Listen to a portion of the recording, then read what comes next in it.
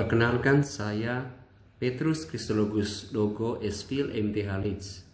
Saya adalah dosen pada Institut Filsafat dan Teknologi Kreatif Ledellero NTT dan saya mengampu mata kuliah Pastoral Kitab Suci sebanyak 2 SKS.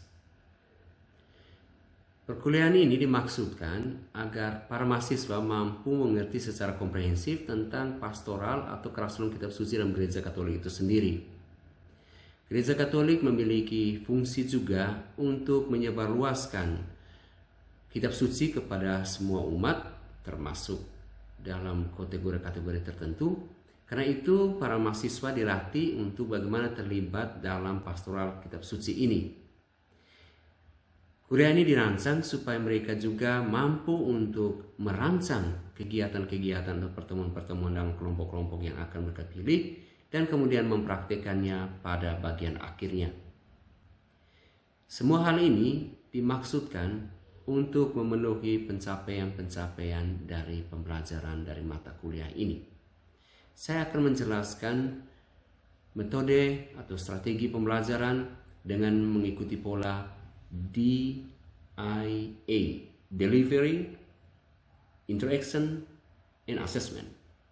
Pada bagian delivery, saya menjelaskan banyak sekali hal tentang pastoral Kitab Suci yang berguna untuk mencapai tujuan pembelajaran dari mata kuliah ini, yaitu agar mahasiswa mampu memahami dan menjelaskan tujuan pastoral Kitab Suci itu sendiri dalam konteksnya dan juga dalam kategori pewartaan Kitab Suci itu sendiri untuk menjawab aspek pengetahuan dan keterampilan umum.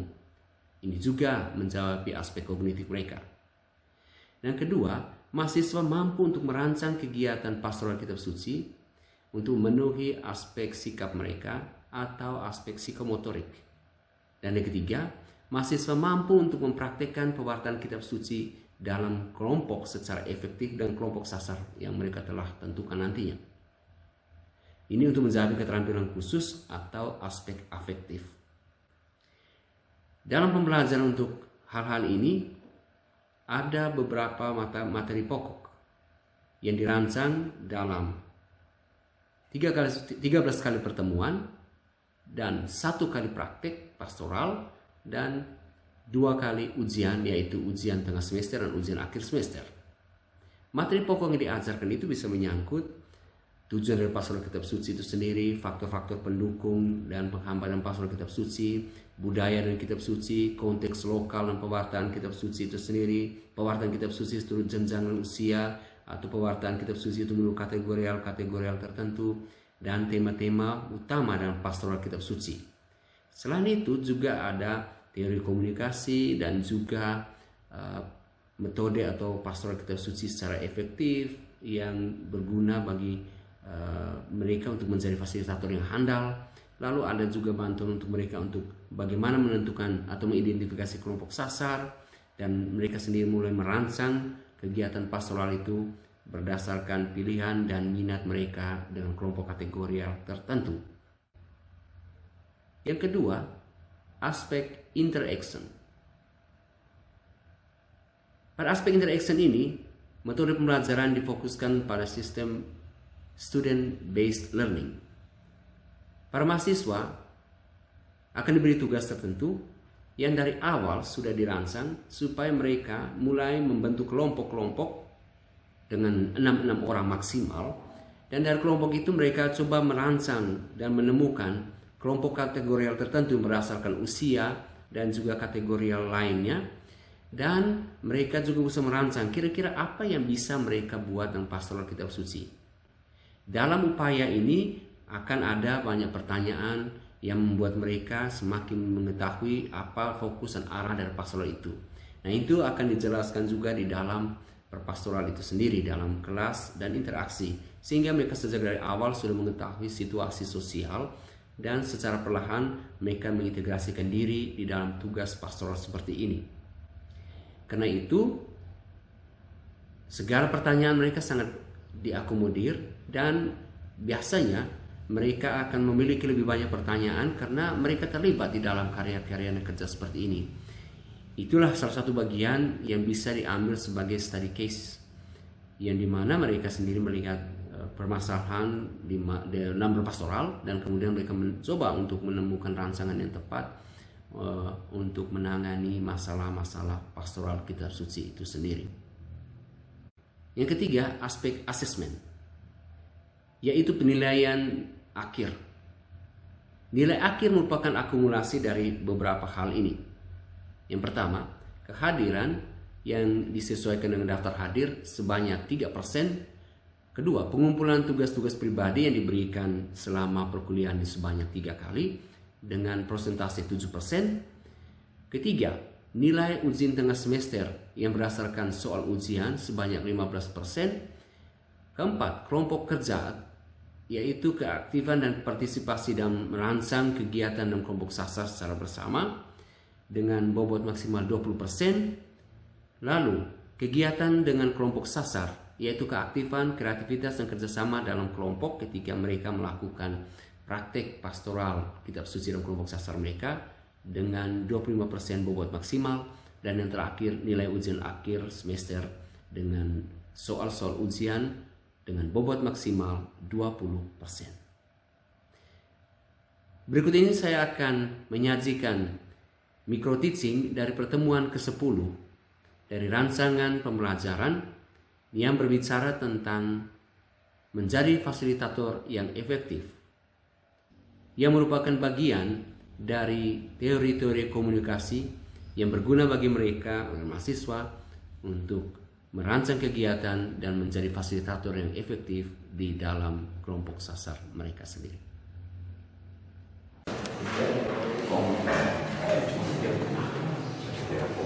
Selamat pagi kita semua. Selamat pagi. Terima kasih. Kita masuk kembali pada mata kuliah kita pasal kitab suci. Kita akan berbicara tentang menjadi fasilitator katekese yang handal. Tapi kita mulai dengan doa ya. Kebetulan kita masih ingat doa kita, jadi kita baca bersama dari ulangan bab 6 ayat 4 sampai ayat 7 ya. Baik, kita bisa.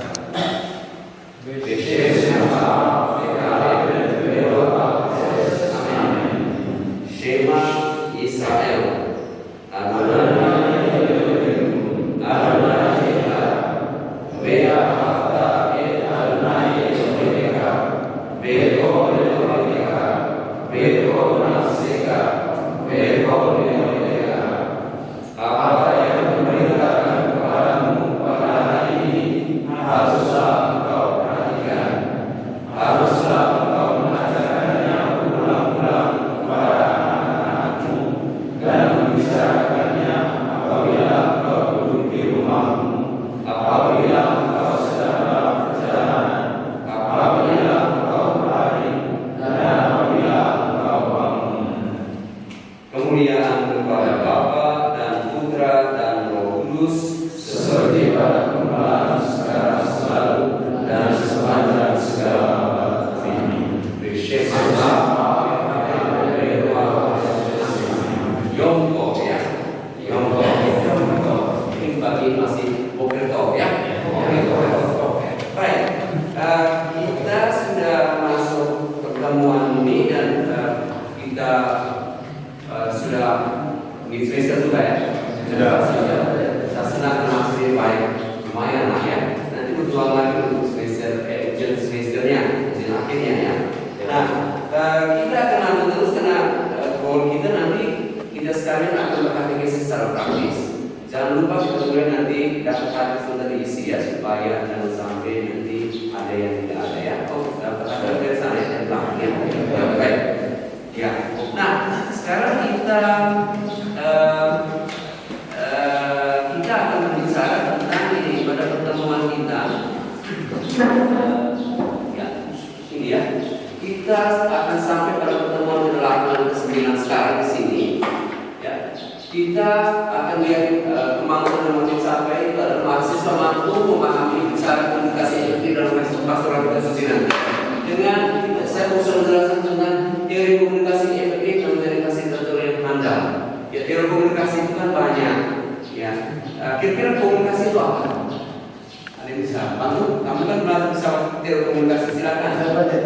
Baik, menurut saya Komunikasi merupakan proses penyampaian informasi, gagasan, perasaan atau pesan dari seseorang kepada orang lain melalui satu media atau saluran dengan tujuan agar pesan tersebut dipahami dan menghasilkan tanggapan atau bukan balik. Ya, ini diberi seragam itu kan untuk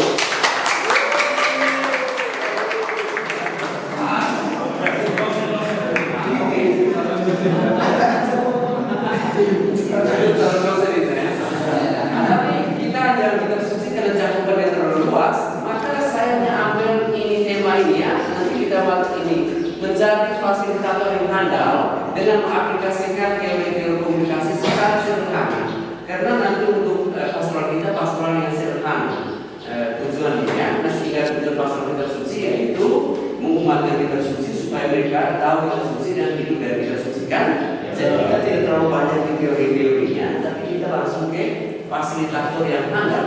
Nah ini kita lihat sekarang kita lihat ini tentang fasilitator yang handal. Bagaimana kita memfasilitasi pertemuan dengan baik. Oke. Nah ini menjadi fasilitator katekese kitab suci yang handal. Katekese juga kita sudah tahu pengajaran iman dan seterusnya ya. Nah seperti saya bilang tadi, kita mau untuk supaya kita mampu memahami cara komunikasi yang efektif dalam berpastoral kitab suci ya. Dan indikatornya bahwa sebentar bisa jadi ada komunikasi yang efektif yang menjadi fasilitator handal itu dijelaskan dengan baik oleh kita sekalian untuk kita bawa dalam praktek kita. Nah ini menjadi fasilitator katekese yang handal, kita memiliki juga keterampilan yang saya gabungkan dengan nanti teori komunikasinya ya. Tapi kita akan kelihatan juga sebentar ya. Nah, untuk menjadi seorang fasilitator yang handal, kita harus memiliki 4 keterampilan ini. Ya, secara umumnya saya gambarkan singkat saja. Pertama, terampil mendengarkan. Kedua, terampil menyerap atau merefleksikan. Ketiga, terampil mengkomunikasikan. Dan terampil mengevaluasi. Tapi secara berurutan kita buat mulai dari awalnya terus ke belakang. Jadi pertama kita mendengarkan, kedua kita menyerap, ketiga kita mengkomunikasikan, dan keempat jangan lupa evaluasi. Tapi apa-apa saja yang kita evaluasikan dan apa saja proses-proses ini. Pertama, terampil mendengarkan. Terampil mendengarkan biasanya itu kita membaca kembali teks suci atau teks katekese kitab suci, supaya kita mendengarkan dari teks itu berbicara kepada kita. Karena kitab suci itu kan tidak berbicara langsung, tapi melalui membaca kita akhirnya mendengarkan dia berbicara kepada kita. Karena itu pada masa mendengarkan ini disebut juga masa persiapan. Nah, apa yang dilakukan dalam masa mendengarkan ini, keterampilan mendengarkan ini? Yang pertama, kita membaca, membiarkan teks yang kita sharingkan kemudian itu katekese itu berbicara. Jadi kita harus tahu kembali dalamnya, baca kembali teks suci. Kemudian juga kita bisa mendalami teks buku katekese yang akan kita katekesekan sehingga kita tahu. Dua, dalam tahap yang ini mendengarkan kita juga memperhatikan. Nah, apa yang dimaksudkan memperhatikan? Memperhatikan itu juga seorang fasilitator akan dibimbing pula untuk mendengarkan peserta. Jadi dari awal kita sudah kontak dengan para peserta katekese atau yang kita mau bertemu dengan mereka, kita dengarkan. Bisa jadi itu akan membantu kita untuk teks ini mungkin bisa kami modifikasi sedikit sebentar. Karena kita sudah bertemu mereka kan. Dan yang ketiga, bisa jadi kita survei. Survei itu menyangkut apa? Melihat tempat katekese-nya, tempat pertemuannya, supaya bisa kita atur posisi duduknya atau mengantisipasi dinamika pertemuan. Apa caranya, bagaimana dengan mereka, bisa jadi duduk berlingkar atau berbentuk U dan seterusnya. Berdasarkan survei kita atas tempat itu sendiri. Nah, proses persiapan ini itu proses yang sangat vital supaya kita bisa lebih efektif dalam elaborasi kita nanti. Nah, tahapan yang kedua adalah tahapan menyerap, terampil menyerap dan merefleksikan. Apa maksudnya? Ini disebut juga sebagai momen inkubasi, di mana materi-materi yang dibaca tadi direkam dan kita ingat supaya waktu kita katekese itu kita bawakan tanpa melihat teks, seperti kita sedang membawakan kita punya bahkan sendiri. Nah, itu berarti kita mesti proses pembahasan dari baik, kemudian kita lihat kembali untuk kita elaborasikan dalam diri kita sendiri. Nah, masa inkubasi itu membuat teks itu menjadi teks kita sendiri. Ya, bisa jadi teks itu kita baca, kita hafal-hafal sedikit, ya, supaya kita ingat. Tapi belum hafal, kita tidak ingat. Jadi nanti hafal ini bisa membuat kita, oh ya, bisa modifikasi. Kedua, ya, dia mencerna apa yang dibaca dan diperolehnya hingga hal itu meresap dalam hatinya dan menjadi bagian yang tak terpisah dari hidupnya. Ya. Jadi itu tadi meresap kembali. Sehingga waktu kita katekisme kita seperti berbicara dari teks kita sendiri, bukan dari kitab suci. Ya, kitab suci memberikan inspirasi, tapi teks itu sedang menjadi teks sendiri, sehingga lebih hidup. Dan ini juga sebut momen internalisasi dan sekaligus memurnikan seorang fasilitator. Kenapa? Karena kalau fasilitator datang, dia itu mau omong atau bicara tentang apa yang dari dirinya sendiri, bukan dari teks. Maka ketika momen inkubasi, momen penyiraman itu artinya apa? Momen itu membuat saya sebagai seorang fasilitator dimurnikan bahwa hanya ini dari teks ini yang saya lakukan dan bukan yang lain. Oke? Nah, kita lihat keterangan seorang fasilitator yang lain lagi yang ketiga. Nah, sesudah membaca, mempersiapkan, dan sekarang kita mengkomunikasikan. Ya, terampil mengkomunikasikan. Cara komunikasi yang berbeda-beda sesuai dengan kelompok sasar. Artinya ketika kita berbicara dengan anak-anak, tema mungkin sama, tapi cara komunikasi sudah berbeda. Itu akan berbeda dengan remaja. Berbeda juga cara pendekatan dengan orang tua. Dan cara itu berbeda-beda yang membuat kita akhirnya kita juga harus pandai-pandai bagaimana membuat diri itu supaya pesan yang mau disampaikan itu bisa masuk. Nah, saya menunjukkan ini banyak teori yang bisa dibuat dari teori komunikasi, tapi sederhananya yang dipakai di dalam terampil komunikasi itu adalah kata-kata yang sederhana, jelas dan konkret. Nah, kita kan filsafat ya. Kalau kita pakai bahasa yang begitu tinggi-tinggi, di umat kan belum tahu. Kita bicara misalnya opsi yang kita pilih ini harus sesuai dengan filosofis dan paradigma yang baru. Itu kan orang begitu pada opsi itu artinya apa? Filsafat itu apa? Cara berpikir baru seperti itu. Jadi lebih jelas dan konkret, sederhana. Nah, kalau kita pakai kata tinggi-tinggi orang bisa begitu tercengang ya, tapi kita tidak mengerti. Ya, gitu. Nah, bisa juga ini memakai ungkapan-ungkapan yang lahir dari situasi para pendengarnya, seperti penjala manusia. Ketika berbicara tentang di nelayan, kita pakai penjala. Kalau di orang yang bekerja kamu bisa penabur, atau mereka yang ternak hewan kita bisa bicara tentang hewan atau kata-kata seperti itu ya, kata-kata yang sesuai dengan dunianya mereka. Nah, itu pasti menciptakan komunikasi yang efektif, gitu ya. Ada banyak mereka kadang-kadang dikatakan, aduh ini contohnya baiknya dari kami sendiri, gitu. Daripada kita beri contoh, tapi kemudian contoh itu malah jauh sekali dari situasi mereka. Ya. Nah, yang terakhir ini terampil mengevaluasi. Nah, sesudah sebuah kegiatan, jangan lupa seorang fasilitator itu harus mengevaluasi kegiatannya. Nah, kegiatannya. Nah, evaluasi bisa menyangkut proses persiapannya, bagaimana memulai kegiatan, bagaimana proses kegiatan itu berjalan, dan bagaimana bentuk pertemuan. Dan ini biasanya apa rekomendasi atau penilaian Anda atas kegiatan tersebut, sehingga Anda bisa menciptakan kegiatan yang baru dan lebih baik lagi berdasarkan rekomendasi yang ada pada kita ini. Ya. Nah, sampai di sini kita mesti mengatakan bahwa ternyata untuk berkatekesi itu kita juga membutuhkan keterampilan, ya, keterampilan. Tidak jalan saja.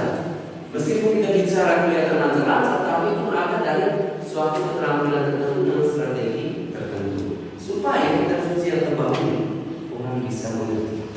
Gitu ya. Nah, sampai di sini kira-kira ada yang mau bertanya sedikit atau mau mendalami yang ini atau menambah boleh, silakan. Ada yang mungkin punya pengalaman mendekat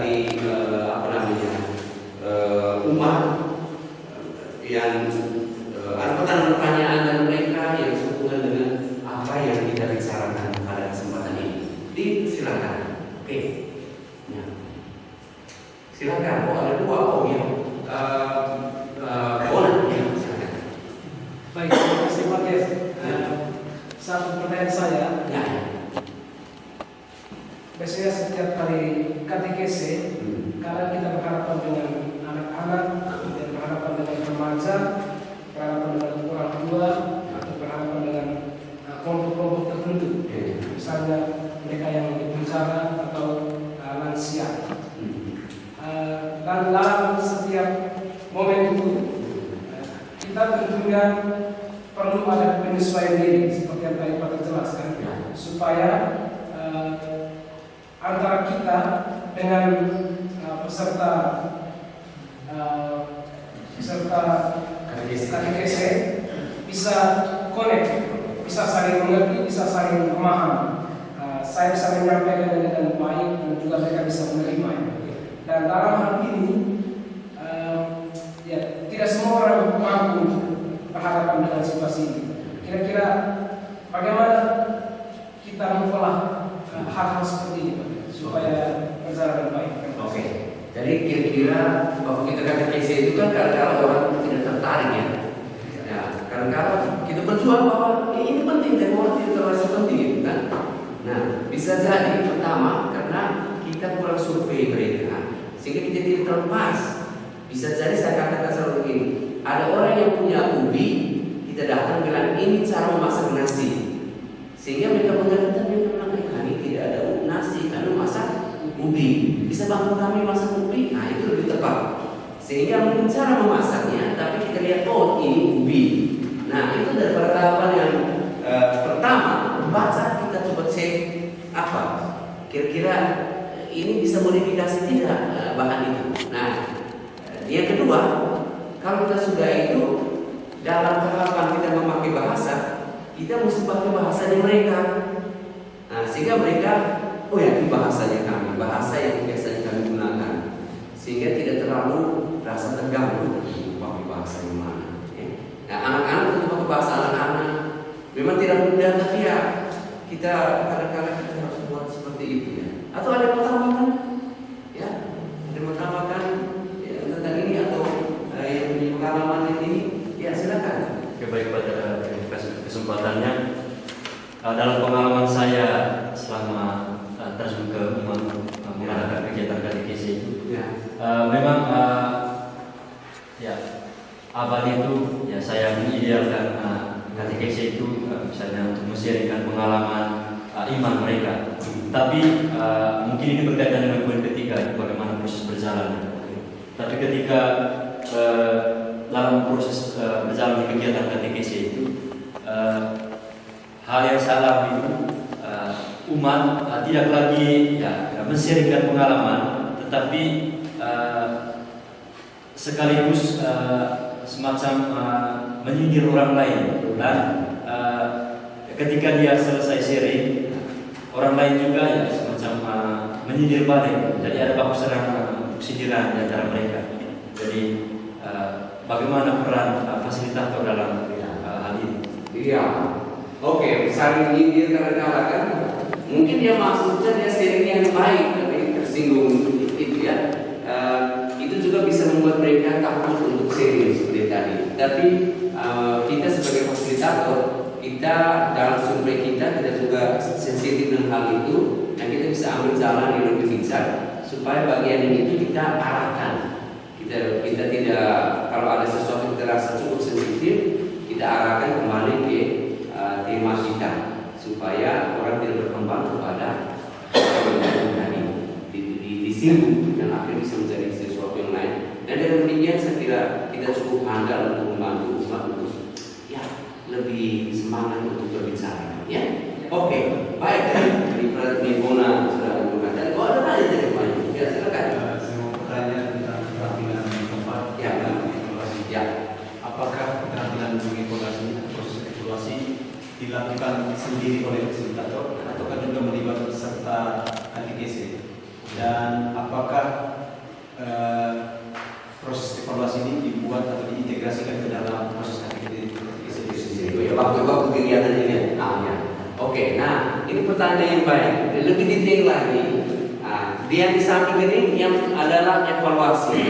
Ya, umum saja, tapi terima kasih ini sangat detailnya. Nah, evaluasi bisa dibuat sendiri, tapi alangkah baik juga mengevaluasi bersama. Tentu cara kita evaluasi kita tidak bisa bawa per poin, gitu. Tapi kita bisa tanya bagaimana kegiatan kita pada malam ini, kira-kira ada yang bisa buat lebih baik. Nah, bisa jadi mungkin hari depan kita mulai lebih tepat waktu, bisa jadi. Atau kali depan di bagian sharingnya ini ada di depan waktunya, bisa jadi. Sehingga mereka memiliki sesuatu untuk kita. Bisa jadi juga kita sendiri. Dan alangkah bagusnya juga bersama. Sekarang apakah di dalam kegiatan itu ataukah sesudah kegiatan? Alangkah baiknya sesudah kegiatan sudah menjadi langsung ya, karena KTKC itu kan umumnya 1 jam saja seperti yang kita sudah belajar ya, sehingga waktunya terbatas. Nanti evaluasinya mungkin sesudah kegiatan KTKC sesudah penutupan ya. Oke. Baik. Nanti kita akan bentuk kelompok sendiri ya, tapi itu nanti kegiatan ke depan ya. Sekarang yang penting kita tahu dulu kira-kira 4 keterampilan dasar supaya seorang fasilitator handal itu ada apa tadi keterampilannya?